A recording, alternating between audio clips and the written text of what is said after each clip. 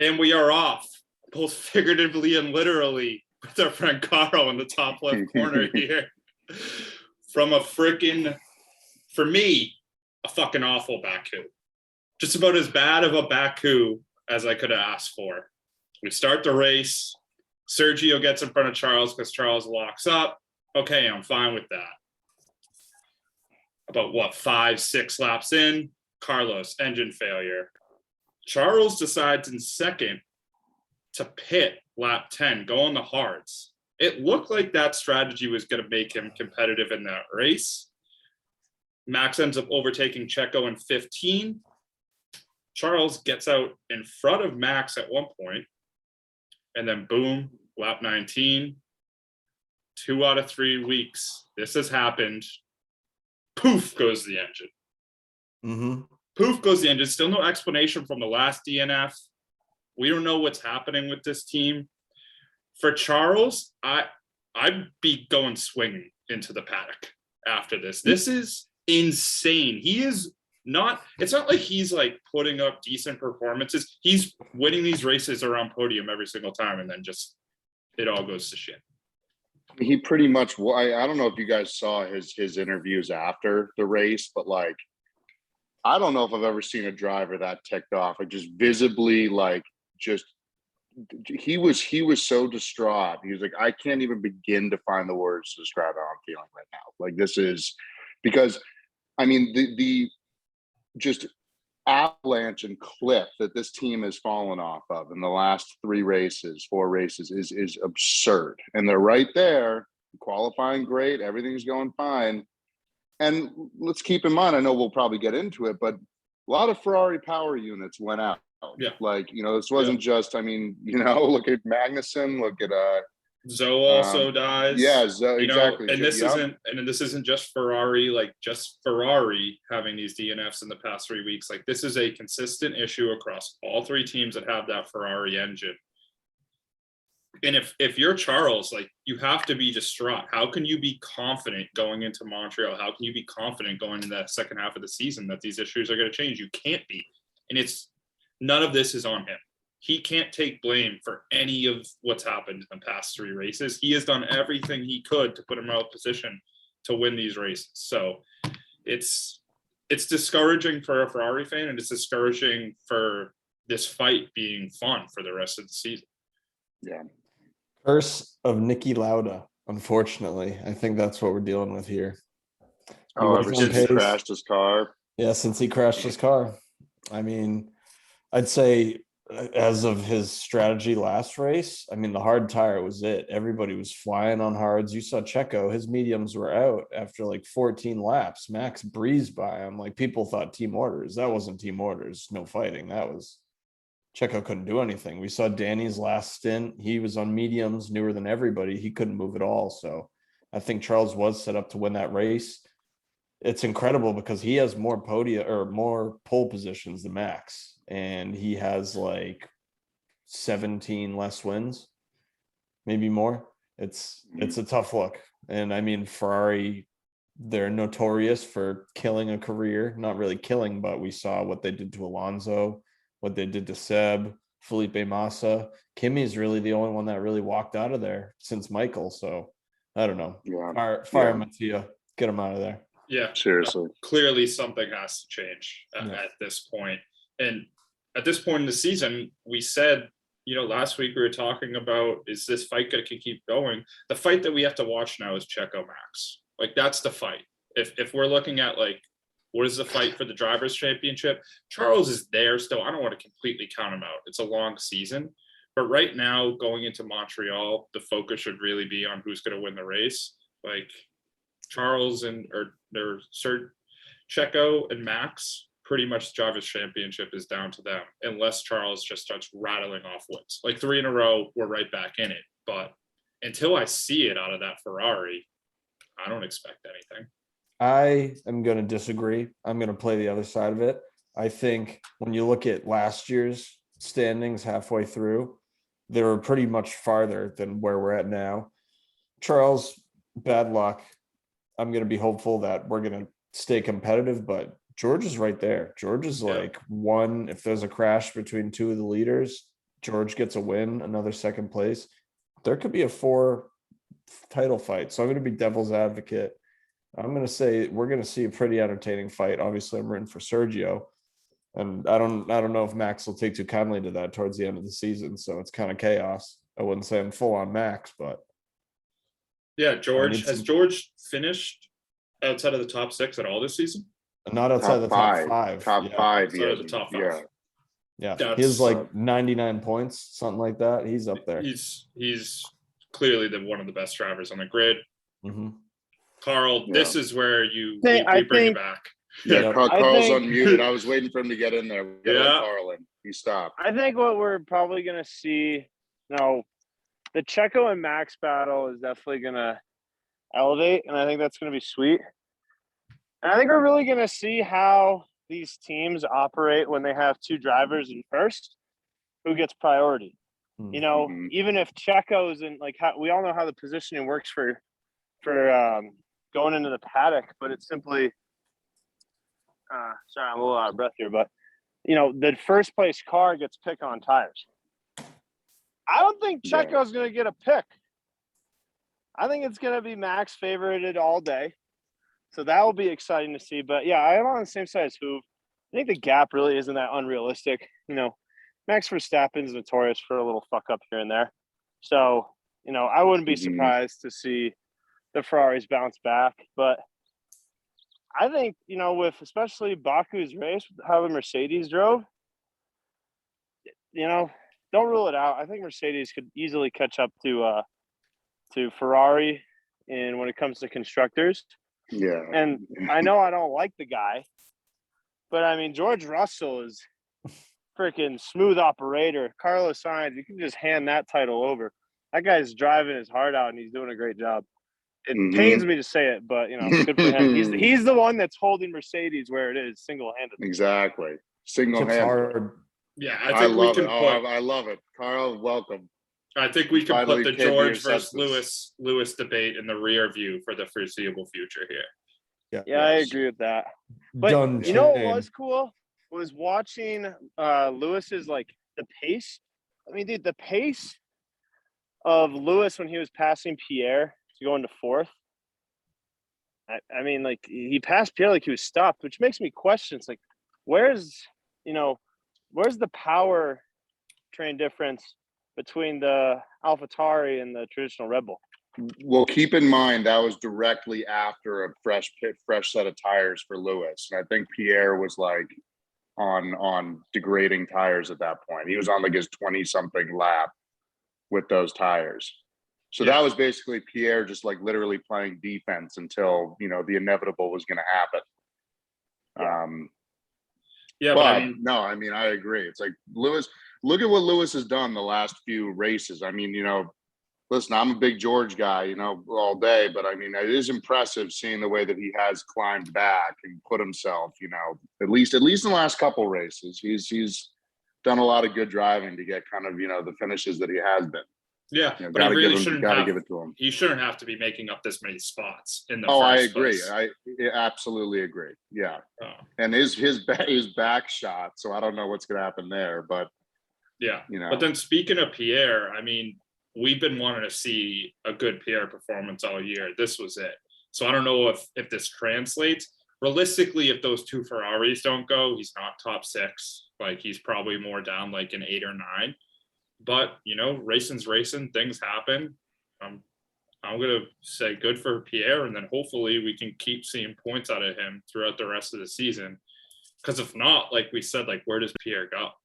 Like Pierre wants to be a top guy, but he hasn't done it this year. This is the first time we've really seen a good. Might go right here, baby. I say Mercedes. Yeah, I was going to say it'd be Mercedes really or- cool to see him take Lewis's seat. Yeah. I think there's a Love it. Bank it lot. on You Mr. think There's- that you there's think a they lot of would let junior that happen? drivers. You think Red Bull would let Yeah. that happen?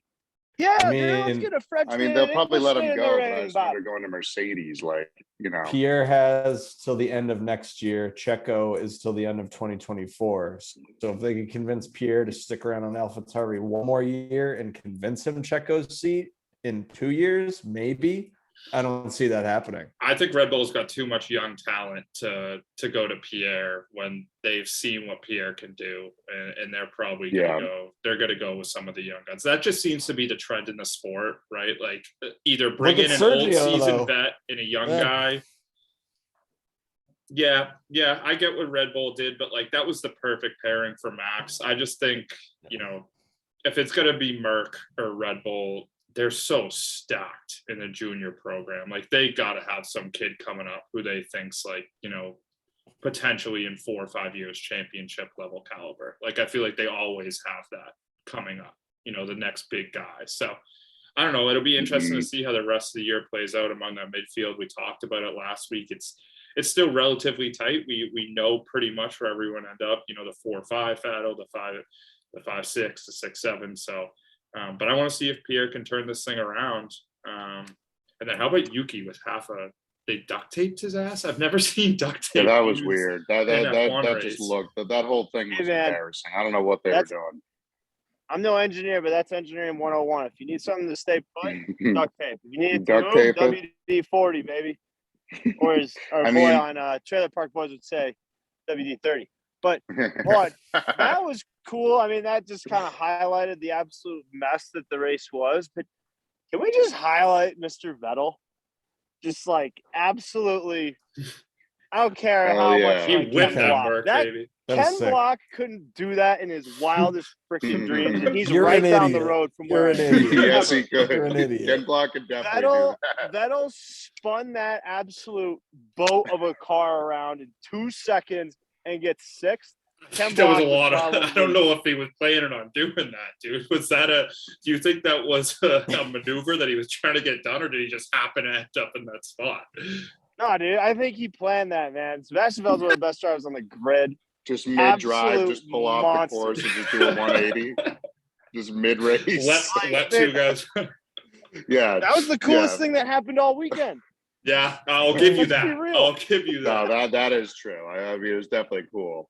But, you know, I mean, just quickly before we move on from this Pierre thing too, I was just thinking about it, like, you know, with the whole Checo thing, it's like, I don't think if Checo performs as well as he has the last 2 seasons that we're having a conversation about anyone but Pierre sliding into that. So I think up until very recently with that contract, that was the plan for Red Bull. It was like, okay, let's get Pierre back in there. And, you know, but then it's like, whoa, okay, Sergio, you know, just absolutely blew everyone's minds. Yeah, because I do think that crop of talent coming up to Red Bull is more slated for like 26, you know, like 2026. Right. Like there's no short-term solution, but I know they do have a few kids that are just absolute studs coming up. So Pierre probably would have been that interim until they got there and then see how things have been going. But now with Checo, I think is very solidified in his role at Red Bull for the next 2 years. If he can keep it tight with Max, they're going to have to really think like this guy could keep this going for a while here. But if Max ends up pulling away, then I think, you know, they'll eventually just move away because it's Red Bull and Merc. They just want to keep moving on to the next big thing. But again, it's going to be interesting to see how the rest of the season plays out. And one guy who we brought up a few times, but I think we haven't said his name enough because he hasn't been performing enough for us to bring his name up, is Mick Schumacher. We said we needed a signature Mick Schumacher performance. Kevin Magnussen's just like such the superior driver this year. It's so obvious. And it's like this kid was slated to be one of the next big things. He's in a car that is very competitive for a midfield car. And the kid can't seem to really break points unless everything goes his way. And there's a few people who fall off the grid. Whereas you have Mag, who's consistently been floating around there. So it's like, can we really think that he's just going to all of a sudden turn around? I remember people would say that it takes him 2 years or a year in a car, and then year 2, he explodes and bursts out. Well, it's year 2. We're halfway through the season. There's no more excuses to be made. At this point, it's figure it out, or there's 20 seats, man. Right. There's 20 seats. It's the Danny Lando thing that's going on. It's the same thing. It's just the spread's the same car, you know, like, why can't you figure it out? you know. But Carl, go ahead. Yeah, I mean, I don't know what his contract is. He's definitely feeling the pressure, and that's not going to help him perform, I think, in any way. It's like kid was like destined to do this, but it's like maybe that's not reality. You know, Yeah, wouldn't be he's surprised. got a if lot of we saw him pressure, like man. drop from a Haas to a freaking Williams or something. I mean, there's a boatload of pressure on the kid. I feel bad for him, but it's just Yeah, like I know. I think you got to be realistic. It's like you're not your dad. It's Yeah, like LeBron's exactly. sons. It's like the chances of you living up to that reputation is close to impossible. It's never Let's- gonna. it's Yeah, whoa. I don't even think that's what Bronny we're James asking is of going to him. be disgusting. All right. I don't think. Dude, that's a whole different conversation. Okay. I could make an argument. I'm actually with Carl on that one, but All right, no, regardless, dude, like, yeah, yeah, Brownie it's a tough position. I think Magnuson is really he's the one that's really applying the pressure indirectly. I mean, that's brutal for your teammates. It's hard for me to feel bad for F1 drivers because they're one of 20 people in the world that gets to do one of the coolest jobs ever. And I understand there's so much pressure because of his dad, but he's got to be able to work through that at this point in his F1 career. And there's other guys waiting that deserve a seat in F1. There's probably 10 other guys that you could just swip and swap that deserve to be there. So it's like at some point, no more excuses can be made. The kid's just got to step the fuck up. I think he's driving scared, honestly. Yeah. Like I completely agree. That's he doesn't what I look see like as well. he's fully into it. I mean, the pressure is there, but I don't know. I see maybe one more year at Haas. If it doesn't really work out, I could see one of the German teams when they enter in 2026. I could see them needing a big name German driver who brings big name German money. I can see him having his name get him into a Porsche or Audi seat, which would suck, but we'll see. Mhm. Hey, where did Danny Rick place? Was it 8th? 7th. I think it was 7th or 8th. 7th. Danny probably had his best race of the season. So It's not even probably, absolutely. and it's things had to happen for him to get in the points, but we're making progress. And I genuinely think the only thing the only way he's really going to save his career is a 8th podium. place. Again, it's up to him. If he wants to race next year, it's up to him. I know, dude. The guy He has a whole year and a the half. guy has the greatest manager on the face of the earth. Whoever's managing him, literally, he can do whatever he wants. I think most driver ones probably have some sort of opt out. Like Max has a crazy long contract, but he has an opt in, opt out. So Right. I don't know how outlandish it is, but it's right now it's outlandish because it's saving his ass. Yeah, McLaren's going to be an interesting team to really see how this plays out for the rest of the year. I think there's just no way to know. I think one team on the grid we are going to see completely flip the switch, right? Like we saw it last year. I think we do see one team, maybe it's McLaren, that they start being competitive with Mercedes again. Maybe it is Ferrari that just gets back to where they were at the beginning of the year. Maybe it's Merc that all of a sudden catches up with Ferrari and then maybe even Red Bull at some point. But I do think we'll see one team make big improvements over the summer break. Mm-hmm.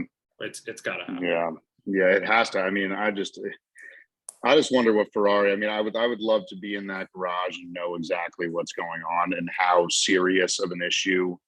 Like, is this something that can be fixed, or is it like, okay, we're fucked for this season now, and we need to work on improvements for next season. That's what I'm curious about. Even more pressure because you got the two customer teams who are paying tens of millions of dollars to race every weekend, and if they can only finish with one of their cars every weekend, they're going to be looking to Red Bull powertrains. They're going to look to Renault because Renault's looking really fast again. Like. They need to figure that out and quick. Yeah.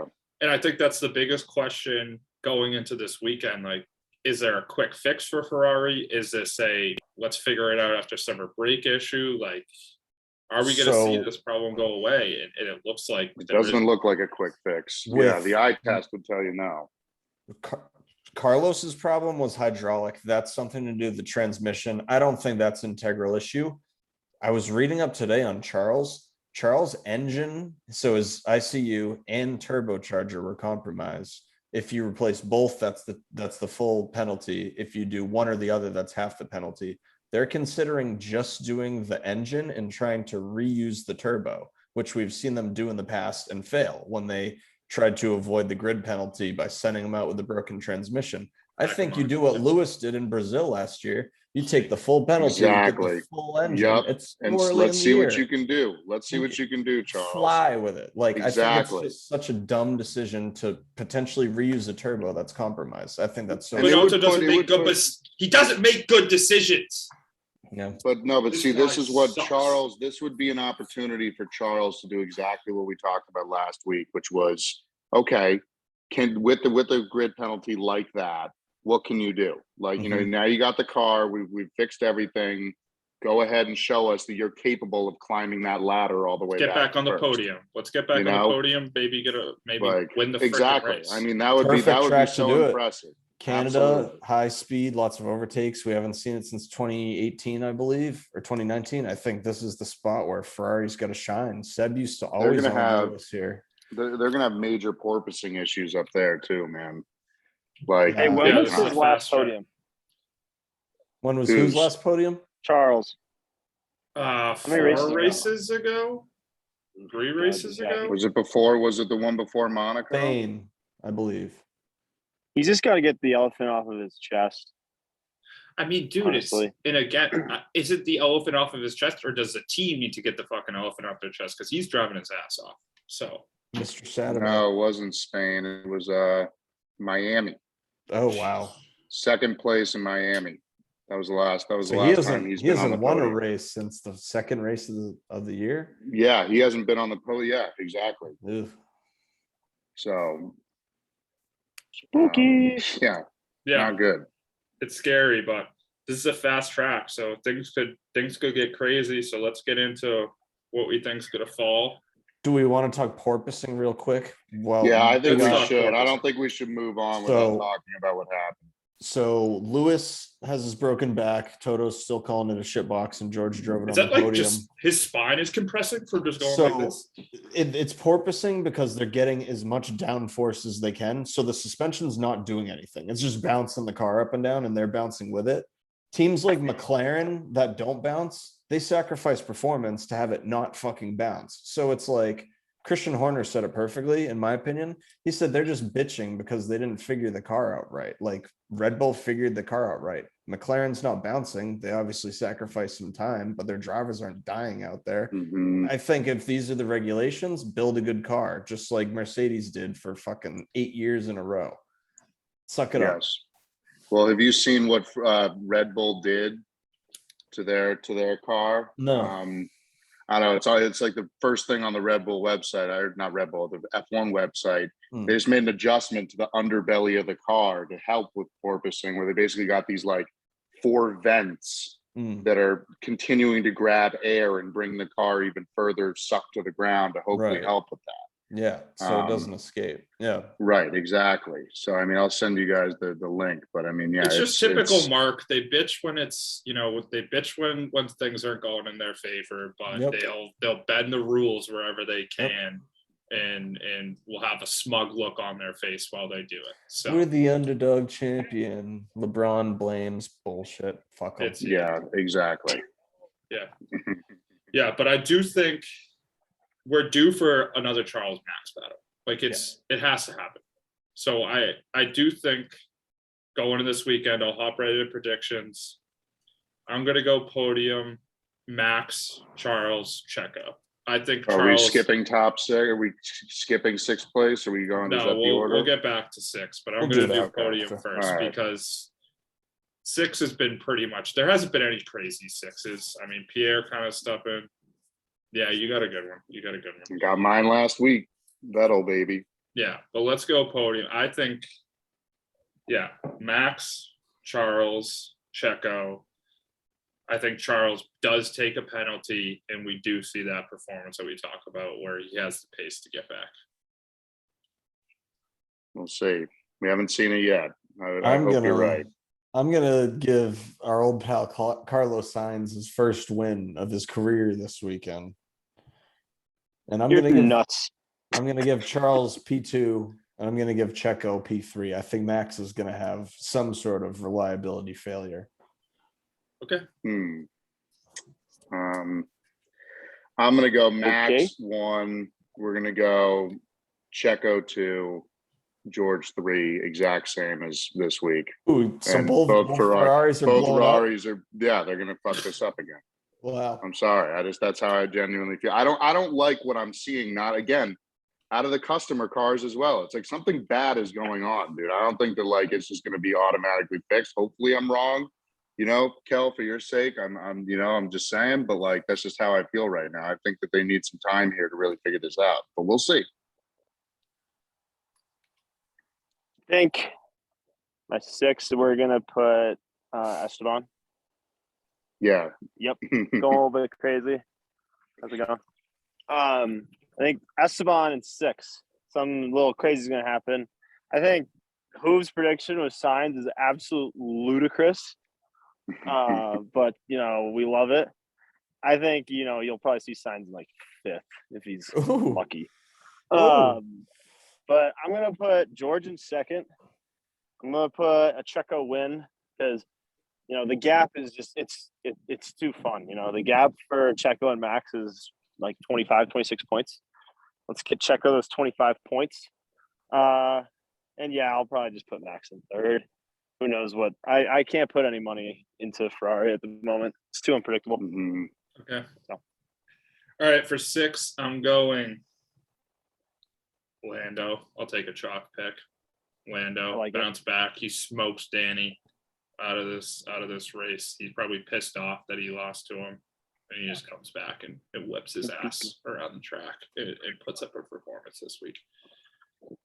I got Seb, Mr. Canada. Him and Back Lewis to back. used to just battle in Canada, and I think he's driving his dick off. He went down in the power rankings somehow, and he beat Alonso, which was the fastest car on track in a straight line, in the slowest car on track in a straight line. Well, probably not slower than the Williams, but that Aston's a tractor, and Seb took that to P6. Fuck yeah, Seb. Mm-hmm. I'm gonna go Pierre is gonna do it again. Get up in there. Ooh. That's my boy. So I'm gonna see him do it again. Yeah. You know what's interesting? You get you obviously have like the 3 cars that are pretty consistently, or constructors that have both cars in the top 10. But then the cars that every once in a while make it into the top 10, it's the same driver from that car for the most part that makes it in. It's never the other driver. Yep. We haven't seen a Yuki up there. Definitely haven't seen a Lance Stroll. No. Or Lawrence Stroll. So like it's just, I don't know. These younger drivers on these teams. Were you just trying to say Yuki wasn't scoring top 10s? Because Yuki's been outscoring Pierre. Yeah, I was gonna say Yuki's been outscoring Pierre this year. I'm sorry, man. I'm at altitude. All right, I just won't take that racism on our show, Carl. Stop Asian hate. All right. That's funny as hell. No, dude, there's levels to this, man. Well, we There's like levels Yuki, to but I this. mean, the man just wants to open up a restaurant. He said it in an interview. He does. He is not a world champion, and he will And never be. And I will be thrilled to go to that restaurant. We want to race more than absolutely. Yuki wants to race. Yeah. Well, I think we're gonna get our Charles and Max battle. We've had crazy races, but more for outside reasons, not necessarily for the racing that's happened on track. It's more DNS and things of that nature. So let's just get a freaking good hard race. Last race was like boring too, like the DNFs, but it's not fun. Boring. The race before took forever just to get started in Monaco. So let's just have a good, clean race. Not a lot of people DNFing, not a lot of safety cars. Let's just have a good, hard race with a lot of battles everywhere. I'm excited, boys. We're finally back in Canada after a bunch of COVID bullshit. Let's have fun. Hell yeah.